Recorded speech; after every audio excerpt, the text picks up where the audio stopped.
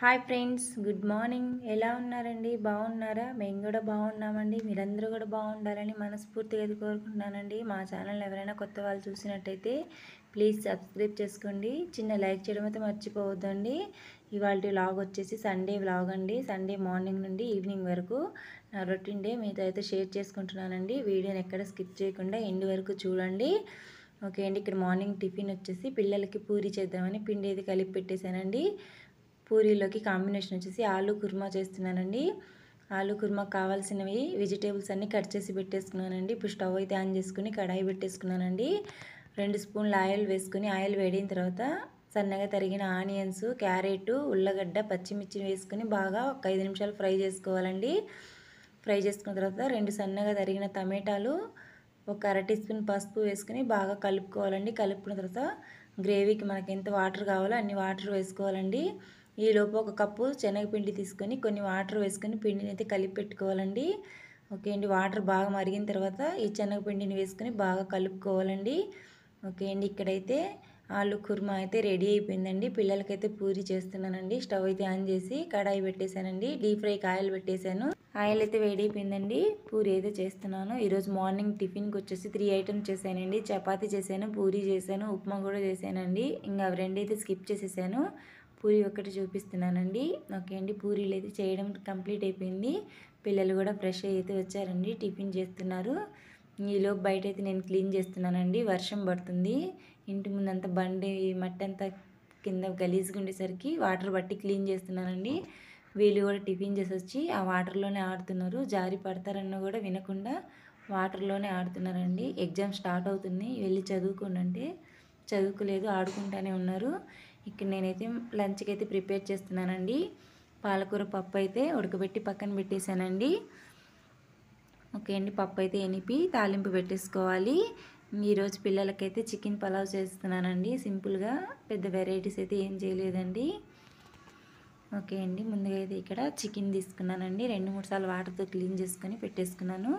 2 గ్లాసుల బాస్మతి రైస్ని కూడా తీసుకున్నానండి. రైస్ని కూడా 2 సార్లు వాటర్తో క్లీన్ చేసుకుని నానబెట్టేసుకోవాలండి. చికెన్ మ్యాగ్నేట్ అయితే చేస్తున్నానండి. ఒక బౌల్లోకి అయితే చికెన్ వేసుకున్నాను.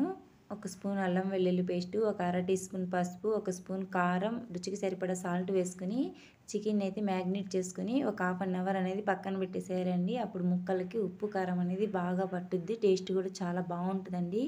కర్రీ చేసుకోవడానికి కానివ్వండి, బిర్యానీలోకి కానివ్వండి, ఇలాగే చేసుకోవాలి. అప్పుడు టేస్ట్ పర్ఫెక్ట్గా సరిపోద్ది. ఓకే అండి. మధ్యలో వీడియోని అయితే స్కిప్ చేస్తున్నానండి.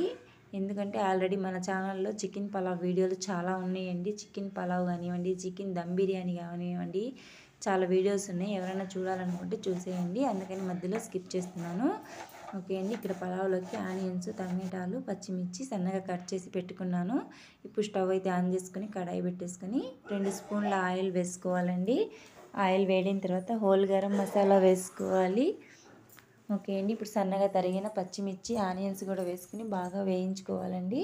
వేగిన తర్వాత మనం ముందుగా మ్యాగ్నేట్ చేసుకున్న చికెన్ వేసుకోవాలండి. సన్నగా తరిగిన టమాటాలు కూడా వేసుకొని గరం మసాలాలు ధనియాల పౌడర్ వేసుకొని బాగా కలుపుకోవాలండి. ఎసురుకు వాటర్ వేసుకుని ఎసురు మరిగిన తర్వాత మనం ముందుగా నానబెట్టుకున్న బాస్మతి రైస్ వేసుకోవాలండి. ఓకే అండి. రైస్ అయితే ఉడికిపోయింది చూడండి. టేస్ట్ కూడా చాలా బాగుంది. చూడడానికి కూడా కలర్ బాగుందండి. పైన గార్నిష్ కోసం కొత్తిమీర, నిమ్మరసం వేసుకుంటున్నానండి.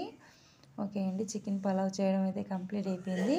ఇక్కడ పిల్లలైతే లంచ్ అయితే చేస్తున్నారండి. ఈలోపు ఫ్లిప్కార్ట్ ఆయన వచ్చాడండి. ఫ్లిప్కార్ట్లో పూరీ మిషన్ అయితే ఆర్డర్ పెట్టామండి. ఆర్డర్ అయితే ఇప్పుడు వచ్చింది. సో ఎలా ఉందో ఏమో అది ఓపెన్ చేసి చూపిస్తానండి. పిల్లలైతే బయటికి వెళ్ళి ఆడుకుంటున్నారండి. ఈలోపు ఈవినింగ్ స్నాక్స్కి అయితే పాలకూర పకోడాలు అయితే చేస్తున్నానండి. పాలకూర, క్యాబేజీ వేసి ఆల్రెడీ షార్ట్ వీడియో పెట్టానండి, మా ఛానల్లో చూసేయండి. ఓకే అండి. డీప్ ఫ్రైకి ఆయిల్ అయితే పెట్టేశాను. ఆయిల్ వేడైపోయింది. ఇక్కడ పకోడాలు అయితే చేస్తున్నానండి. ఈవినింగ్ స్నాక్స్ అయితే సింపుల్గా చేసేసానండి. టేస్ట్ కూడా చాలా బాగున్నాయి.